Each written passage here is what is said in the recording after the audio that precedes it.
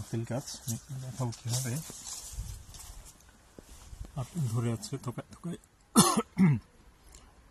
তো ভালো দেখা যাচ্ছে না, কিন্তু অনেক আপেল ধরে আছে মাশাআল্লাহ। প্রচুর আপেল এই গাছটায়, খেতে অত সুস্বাদু না, কিন্তু ফলন হয় প্রচুর এবং একদম মাটির কাছে, মাটির কাছ পর্যন্ত আপেল। কিন্তু ছোট বাচ্চারাও পারতে পারে। আমি একটু কিছু আপেল নিয়ে যাবো, এগুলি জ্যাম জেলি বা এরকম বানানোর জন্য আর কি ব্যবহার করা যায়। এমনি কাঁচা খাওয়ার জন্য অত বা পাতলেও অত মিষ্টি হয় না। একটু আপেল গাছটাকে একটু ঝাড়া দিলে, বাংলাদেশে আমরা এভাবে বড়ই গাছ থেকে হয়তো বড়ই আম পারতাম, তো এখানে আমি একটু আপেল গাছটাকে একটু ঝাড়া দেবো। যে